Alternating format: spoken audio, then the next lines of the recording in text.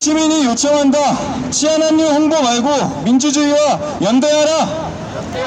연대하라. 아시아 네, 지역 마지막. 시위 현장에서 벌어지고 있는 인권 침해에 대해 나연필 국제민주연대 사무국장님께서 발언해 주시겠습니다. 네,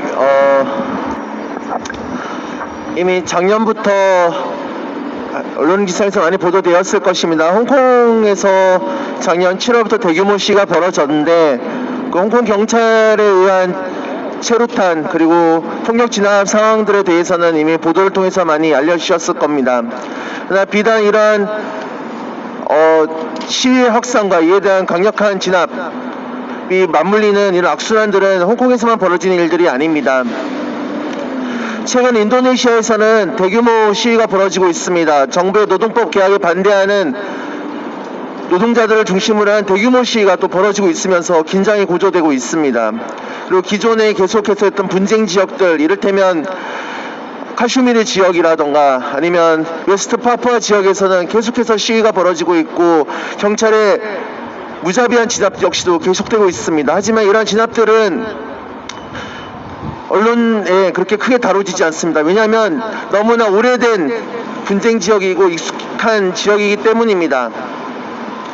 오늘 계속해서 이야기되고 있는 한국의 시위 진압 장비 용품의 수출이 왜 문제인가 하면 코로나19 상황으로 인해서 점점 더 생활에 어려움을 겪고 있는 많은 시민들이 코로나 상황에도 불구하고 거리로 나서는 현상들이 이제 전 세계로 확산되고 있다는 데 문제가 있습니다. 비단 아시아만의 문제가 아닙니다. 중남미, 아프리카, 동유럽 이럴 데 없이 민주주의는 후퇴하고 코로나19로 인해서 상황이 어려지는 시민들이 거리로 나설수록 시위 진압 장비에 대한 집권자들의 열망은 더욱 커질 것입니다. 작년부터 한국 정부가 국제 치안사안 박람회나 이름으로 개최하고 있는 이런 것들이 문제가 되는 것도 바로 그것입니다. 수요가 많다 보니까 이 기회를 통해서 더 돈을 벌자라는 그런 욕심이 생기고 있는 것이 바로 문제입니다. 한국의 시위 진압 장비 수출은 비단 최근의 문제가 아닙니다. 이미 1990년대에도 인도네시아에서는 한국산 시위 진압 장비, 즉 체류탄이라던가 경찰 용품들을 이미 많이 수입해서 실제로 사용을 했었습니다. 오늘도 몇 번 이야기가 됐지만 2011년도에 아랍의 시위가 일어났을 때 바레인에는 무려 150만 발이 넘는 한국산 체류탄이 수출되었고 2011년부터 2013년 기간 동안 체류탄에 의해서만 무려 39명의 바레인 시민들의 목숨을 잃었습니다. 한국산 체류탄으로 39명의 바레인 시민의 목숨을 잃었습니다. 그뿐만 아니라 2014년도에는 터키에서 마찬가지로 한국산 체류탄에 의해서 시위대 한 명이 목숨을 잃었습니다. 중동에서 한국산 체류탄으로 이렇게 많은 사상자가 났음에도 불구하고 당시 한국 경찰들은 여기에 대해서 관련 규정이 없다라고 답변한 것이 눈에 띕니다. 물론 바레인에 대한 한국산 체류탄 수출에 대한 국제사회 비난이 커지자 한국산 체류탄 수출이 중단되는 성과도 있었습니다.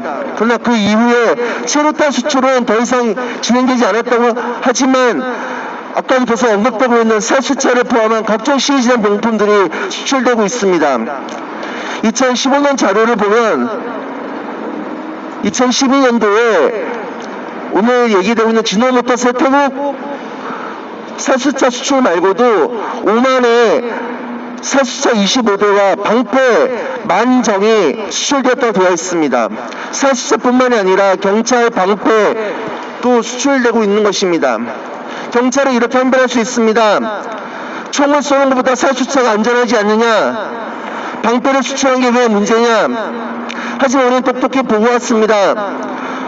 어떤 시위 진압 장비가 안전한 것이 아니라 독재 정권에서 그리고 시위대를 폭도로 규정하는 정권에서는 그 어떤 시위 진압 장비도 살상 무기로 돌려낼 수 있습니다.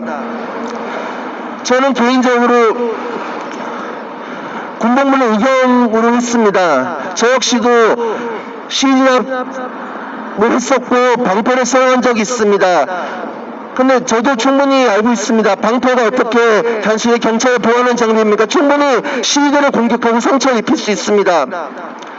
저는 한국 정부가 얼마만큼 살수차를 수출하고 있는지, 그리고 그 수출에 체류액은 포함되어 있는지, 경찰 장비라고 했을 때 시위담용품 이렇다면 경찰봉, 경찰 방패를 포함한 시위대에게 충분히 위협을 가할 수 있는 물품이 얼마 수출됐는지를 낱낱이 공개해야 된다고 생각합니다. 이것이 민간기업의 영업 활동이라는 이유로 숨겨서는 안 될 것입니다. 그러한 무기들을 사용하는 것을 관리하는 것은 국가의 의무이고, 저는 그런 정보를 경찰이 가지고 있다고 생각합니다. 그것을 밝히고, 그리고 우리 사회가 더 이상 이런 시위단 장비들을 외국에 수출하지 않도록 관련 법령을 만들어야 된다고 생각합니다. 곳에서 벌어지고 감사합니다. 있는 치안 한류로 수출된 진한 무기들이 어떻게 피해를 양산하고 있는지를 잘 말씀해 주셨는데요.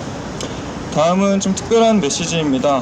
방금 말씀하신 그 피해 당사자시기도 한 태국의 학생운동가이자 강약거부자이신 네띠 초티파 파이살님이 메시지를 보내주셨습니다. 이를 인권운동 사랑방 상임활동가 대용님께서 대독해 주시겠습니다.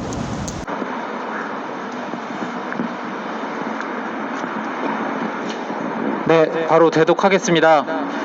안녕하세요. 저는 태국의 인권활동가이자 출라롱콘 대학에서 정치학부 학생회장 맡고 있는 네띠위 초티파 파이살입니다. 지난 10월 16일 전 세계는 태국에서 경찰이 민주주의를 요구하는 평화적 시위대를 강제로 해산시키는 장면을 지켜보았습니다. 당시 경찰은 시위대를 저지하기 위해 물대포를 사용했을 뿐만 아니라 최루가스까지 동원했습니다. 이와 관련해 300명이 넘는 의사들이 최루가스의 인체 유해성을 확인해주는 성명을 발표한 바 있기도 합니다. 당국은 적법 절차를 따랐다고 주장하지만 헌법에 따르면 당국은 평화적 시위자들을 해산하는데 폭력을 사용할 권한을 가지고 있지 않습니다. 더구나 시위대 다수는 18세 이하의 청소년이었습니다. 이들 중 많은 수는 K-팝 팬이기도 합니다. 그날 현장에는 살수차 두 대가 배치되었습니다.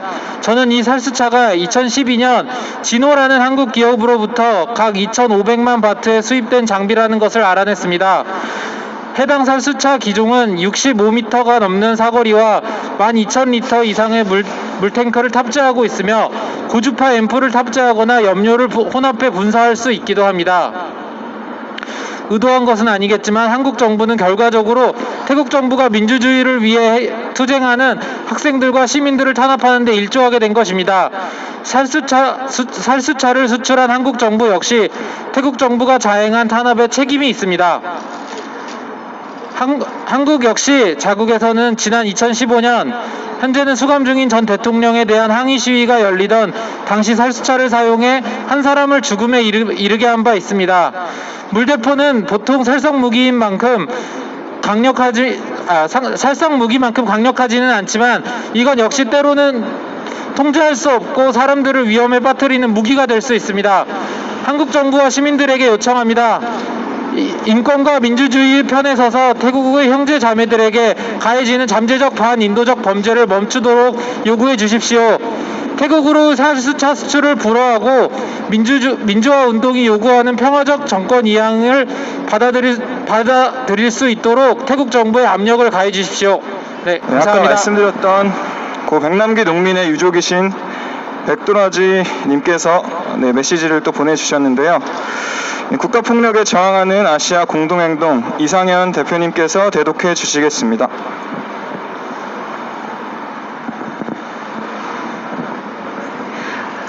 안녕하세요. 백남기 농민의 딸 백도라지입니다.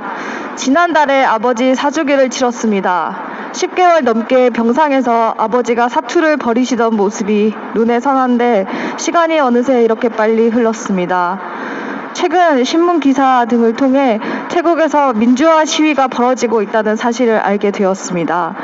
태국 정부가 막무가내식으로 시위를 진압하고 있는 상황을 보고 정말 착잡했었는데 거기에 물대포가 쓰인다고 하니 끓어오르는 분노를 참을 수가 없었습니다. 저희는 정부와 경찰 측에 물대포 완전 퇴출을 요구했었습니다. 저희 아버지가 다치시고 돌아가신 걸로 이미 물대포의 살상력이 충분히 증명이 되었습니다.